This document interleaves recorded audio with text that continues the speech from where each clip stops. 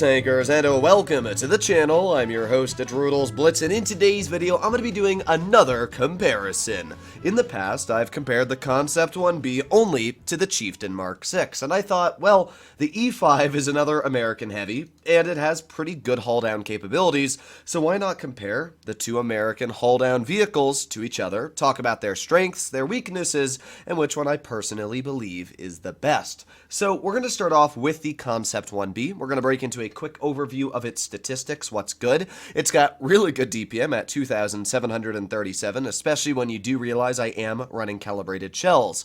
It's got good dispersion at 0.3017, good aiming time at 3 seconds. Penetration, standard, is pretty stock average. The premium, it's a little bit on the lower side. In fact, the premium on this tank with Cali is the same as the premium on the E5 with gun rammer. So yeah, the pen is not amazing, but it's enough. The average damage is a bit on the lower side at 380. However, that does mean you get a bit faster of a rate of fire because you still carry a very solid damage per minute. This vehicle sits at 10 degrees of gun depression, which is 2 more than the T110E5. And when it comes to mobility, this tank is incredibly fast at a top speed of 45, a reverse of 18, and as well a pretty solid power to weight of 18.1. Overall, the Concept has pretty good statistics when it comes to the overall vehicle, and when we take a look at the armor profile as well, you can see that the armor is pretty good. Upper plate-wise, nothing crazy, 240, lower plate's only about 130, so yeah, the upper and lower plate are not going to get a lot of bounces. However, if you're using this vehicle the way you should be, you're using it hull down, which means that now your Concept's upper plate is upwards of 320. Now that means even heat shells are not going to penetrate the upper plate, as you can see. All you got to do is use your gun depression, and if you angle it correctly, now heat shells have literally no chance of cutting through the vehicle. So yeah, very good armor on the upper plate as long as you're using the vehicle hull down. And the turret, as you can see, is upwards of 500 millimeters thick. Now you do need to be careful because the turret here is a weak spot. If you're on a little bit less than flat ground, as you can see, that does become weak. Now to be fair, it's not a huge weak spot, but it still is one. So that is the armor profile of the Concept. When it comes to the side armor, it actually has a lot of troll spots. This here, as you can see, is all an auto ricochet, down to the fact that it's super steep on the angling, and that's also the same if you're aiming at the back of it. So pretty good there. Although rear armor is only 46, meaning that all HE shells at tier 10 can penetrate it, and the rear of the turret is only 53, so if you get some angles on the rear of the turret, like, you know, you're aiming at it here, then you can also shoot HE into that. Overall, the Concept is really good at one thing, and that is specifically hull down playstyles. It's not going to do well at anything else. So if you're trying to use this vehicle on flat ground, it's not going to get a lot of bounces, especially after Wargaming nerfed that upper plate by a little bit. It's not a huge nerf to that upper plate. I think it was by about 20 millimeters, but it's enough on flat ground to make it penetrable quite easily from any tier 10. So yeah, you really only want to use this tank in a hull down situation, and that's when it's going to do really well. More specifically, you want to try and fight the mediums in the Concept because you have more alpha than most mediums, and you have enough mobility to keep up with them. So, exactly what I was just saying, we're going to start heading over towards the medium side. What does the enemy team have? Well, they have two mediums, being a WZ121 and a TVP 5051. Now, the TVP is an absolute pain in the butt to deal with any vehicle, especially a heavy, because the TVP can absolutely perma-track me because of my slower track repair speeds. I don't know what my bat chat's doing, but yeah, well, I guess he was waiting for me. I'm okay, I have no clue what he's doing. As you can see, though, mobility-wise, the tank is nice. We're going upwards of 45 already, and that's really good. We do have an E100 off to the side, and, I mean, that's a free shell, so why am I not going to take it? Kaboom! There you go, one free shot. Is he going to jump off? He does. Weird. We also got some tanks off to the side over here, being the Contracaro. Let's get a nice shell into him. You can see the fantastic accuracy of this vehicle. Unfortunately, it appears that my mediums are already dead, and I'm not even sure what to say about that. Well, we got the TVP off to the side. 121. Get one shell into the 121 at least, but oh boy. This is not looking all too good so far. My 62A has, well, he finally got a shell into the enemy there. Alright, well, we got the 121 poking over here, and the only way I'm going to pen him is in the turret cheek, but that was pretty easy pen, if I gotta say so. TVP appears to be heading back over this way. We're going to aim in another heat shell, hopefully into this 121's turret cheek. Went right into the mantlet. That kind of sucks. I do have a bat chat somewhat supporting me, which is a bit of good news, if I do say so. I know that they also have a 183 on the ridge, which is something I don't really want to deal with. And we got the Contra Caro again off to the side. Another easy shell into that vehicle. Let's put on my adrenaline. That 183 is spotted in the back, so maybe we can get a shell into him. Fire, there you go. Nice shell into the 183. And looks like he's backing off, which is actually really good news. We got the 50 TP. There you go. Nice shot into him. We're already up to 2,600 damage dealt.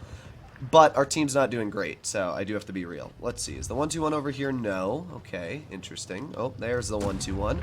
Nice max roll of 475 into his vehicle, and now we just back up. But obviously we have plenty of hull down capabilities here, so we can get another shell into that 121.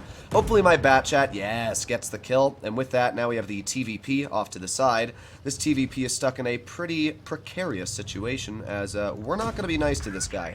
TVPs are a pain to deal with, as I said, and I'm going to make sure that this guy goes bye-bye. So yeah, let's get one shell maybe into his rear, but he's not going to get very far. Boop. There you go. Nice shot into the TVP. And with that, all that's left is a Contra Caro Mark II, who is very clearly going to die. So this was a really good game. It was 4,132 damage. You can see where the fantastic accuracy of this vehicle worked great. We were able to just, you know, chill, haul down, shoot the 183, shoot the side of the 50 TP, the E100. I don't even think we missed a shell.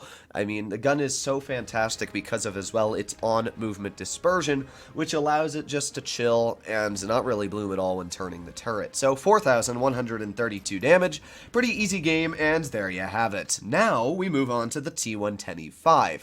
Now, just like the concept, as you can see, I'm running the basically exact same loadup for both of these vehicles. Now, when it comes to the E5, it has a lot higher premium pen, as I did say, 374 on the premium instead of 341.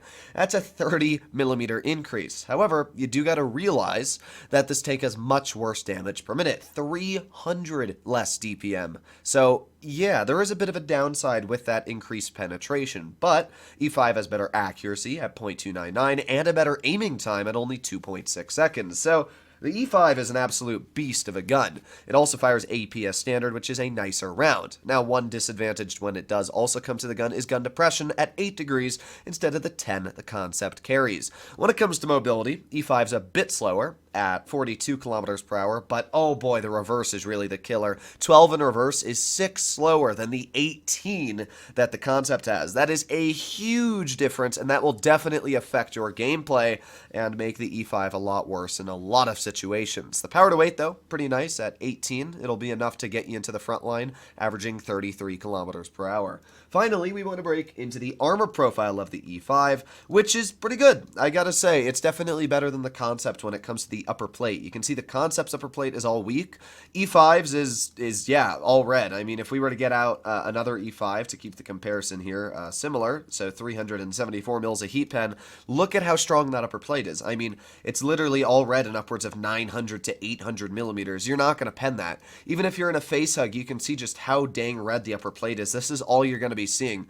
Now, you do have this weak spot here, which is about 240 thick, and this as well is a weak spot. So when you're aiming down on the vehicle, sometimes you can pen this. It's only about 200 thick, especially with AP. You can see you can overmatch that weak spot. So that is one of the weak spots you can pen in a face hug when it comes to the E5.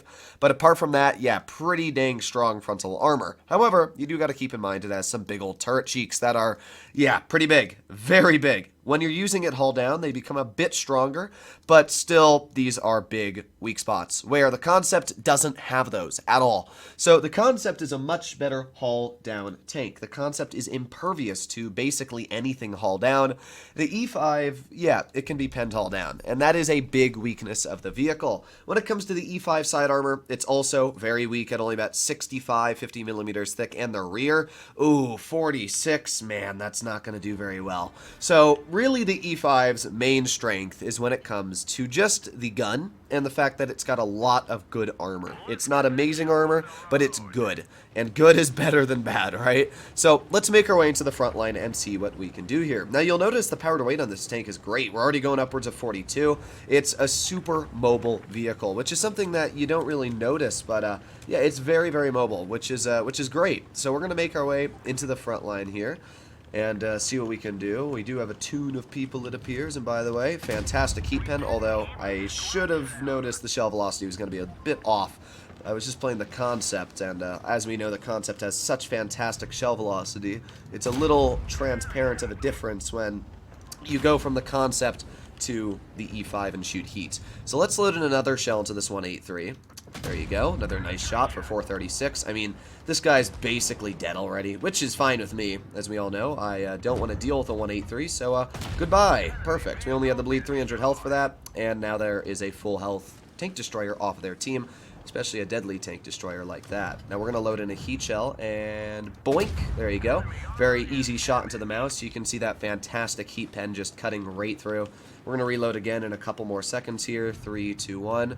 I don't even think we need heat for this guy. No, we don't. There you go. Nice 420 tap into his vehicle. See, a lot of people run armor on the mouse, and I just find it kind of useless to run the armor upgrade on the mouse because you can see it doesn't really help the mouse too much. Another heat shell butters right through his vehicle. Now, you could make the argument the concept would struggle because it has a bit less heat pen, but I don't really think that would be the case. It's just that this tank's heat pen is so ridiculously good that it doesn't matter. I have to say, my aim is a little off. Just woke up, so I'm not going to be hitting every amazing shell on the mouse, but I don't really think it matters too much when I have his entire upper plate shown. So there you go, another easy shell. Mark 6 hits a shell into him as well. We're up to 2600 damage dealt. He's basically gone at this point. He has to back on the cover, so I'm just going to drive over. We're going to get a nice HE into the rear of that Mark 6's turret for 590, and with that, we are over 3000 damage dealt. This is just a perfect example of where the gun on the E5 is so nice. And look at that, easily overmatching that Hori's armor with a heat shell there. We're going to put on Adrenaline. I don't even care if this Hori shoots me because obviously we have so much hit points as a heavy. It doesn't make too much of a difference, so yeah, I'm just chilling here. Let's see if that Hori gets spotted. Come on, 268, detect him. There you go. Oh, are you kidding me? We didn't pen him with that? That's a shame. We were actually still spotted by that Hori, which does surprise me a little bit. Actually, a lot bit, sorry. I'm very surprised that guy was still detecting me. What the heck is this? Why is this guy still shooting me? Bruh, team, what are you doing? Alright, well, goodbye, Mr. Hori. There you go. Now shoot me, you poob. Okay, either way, let's actually not get shot anymore. We're up to 4,000 damage though, so pretty close comparison between both of these vehicles on damage. And while you may think that the armor didn't work as well on this vehicle, you do got to realize that we did kind of just, you know, not be able to use it. Yag, don't kill him. Oh no, I'm more confused on why this LT allowed that Yag just to slap him, but we did good. Both of these games we did good. 4,206 damage, and you can see the E5 strengths. It's great. It's the fact that it's got such good mobility, great hull down capabilities, and everything else like that. We were able to deal 4,206 damage. Now you'll notice I'm running Adrenaline on this vehicle. I don't run reactive. I think it's a pointless consumable for this type of tank. So yeah. Hopefully you enjoyed today's video. If you'd like to see more like it, please consider smashing that subscribe button down below, and I'll see you in the next one. Bye-bye.